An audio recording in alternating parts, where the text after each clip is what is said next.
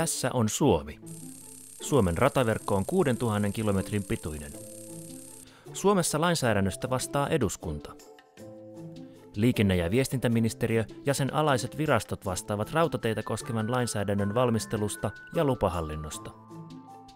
Liikenteen turvallisuusvirasto Trafi huolehtii rautatieliikenteen normien antamisesta ja lupahallinnosta. Sääntelyelimenä se valvoo myös markkinoiden toimivuutta ja ratkaisee toimijoiden väliset erimielisyydet.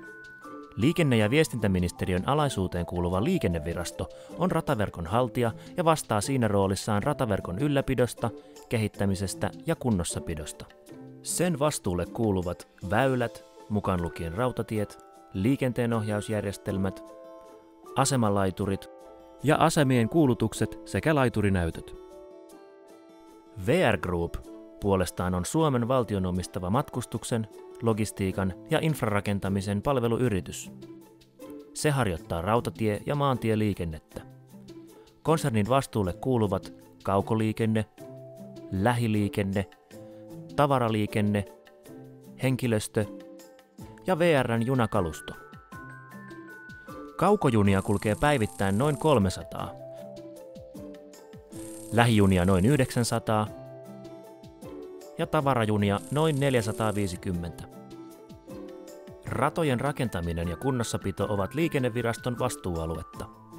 Liikennevirasto ostaa rakennus- ja kunnossapitopalveluita palveluntarjoajilta, kuten VR-Trackiltä. Liikennevirasto toimii sillä budjetilla, jonka eduskunta ja liikenne- ja viestintäministeriö sille myöntävät. VR Group on puolestaan osakeyhtiö, joka ansaitsee rahansa asiakkailtaan. Lähdetäänpä pienelle matkalle Turusta Helsinkiin. Noin 90% Suomen rataverkosta on yksiraiteista. Yksiraiteisella rataverkolla on ohituspaikkoja lyhyimmillään 10 kilometrin välein. Turun radalla noin 20 kilometrin välein. Yksiraiteisuus on yksi suurimmista haasteista junien täsmällisyydelle. Jos rataosuudelle tulee viivästys, siitä syntyy ketjureaktio, joka vaikuttaa aikatauluihin pahimmillaan tuntien ajan. Kohtauspaikkojen välit on suunniteltu tarkasti, mutta ne ovat melko pitkiä. Tämän vuoksi liikennettä on vaikea tasata ongelman sattuessa. Kaksiraiteisella radalla ongelmat eivät kasaudu niin helposti, mutta radan rakentaminen on erittäin kallista. Kaksiraiteisia ratoja ollaan kuitenkin tälläkin hetkellä rakentamassa jonkin verran. Nopeuksillakaan ei liikennettä ole kovin helppoa tasata. Junien maksiminopeuteen vaikuttavat muun muassa ratojen kunto sekä tasoristeykset. Jotta junalla voidaan ajaa yli 140 km tunnissa, rataosuudella ei saa olla yhtään tasoristeystä.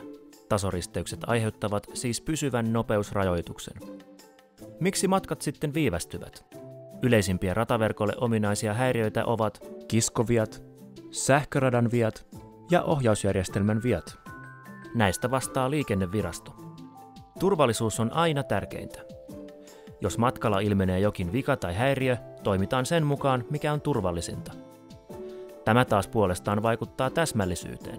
Muita liikennöintiin liittyviä häiriöitä ovat muun muassa kalustoviat, junan valmistelun häiriöt ja henkilöstöön liittyvät asiat. Näistä vastaa VR. Lisäksi on ulkoisia häiriöitä, joihin ei juuri voida vaikuttaa, kuten onnettomuuksia, ilkivaltaa ja äärimmäisiä sääolosuhteita.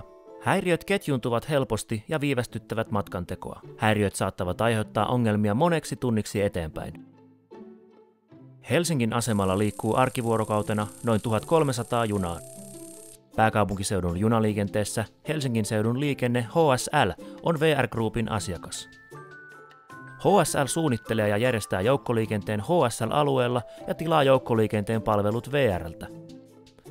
VR vastaa itse vyöhykeliikenteestä eli liikenteestä esimerkiksi Keravalta Lahteen ja Riihimäelle sekä Kirkkonummelta Karjaalle. Yksiraiteisesta verkosta ja siitä johtuvista ongelmista huolimatta VR:n junat pysyvät hyvin aikataulussa. Kaikille paitsi ulkopuolisille häiriöille voidaan tehdä jotain. Riittävän budjetin avulla liikennevirasto voi esimerkiksi kunnostaa ratoja ennakoivasti. VR voi varautua ongelmiin esimerkiksi hyvällä liikennesuunnittelulla ja kalustoa kunnostamalla. Päättäjältä vaaditaan pitkäjänteisiä päätöksiä ja ennakointia.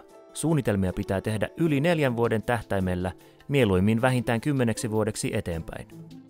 Rataverkon kehittämisen pitkäjänteisellä suunnittelulla ja riittävällä budjetoinnilla edesautetaan, että junaliikenne on sujuvaa, turvallista ja ympäristöystävällistä myös jatkossa.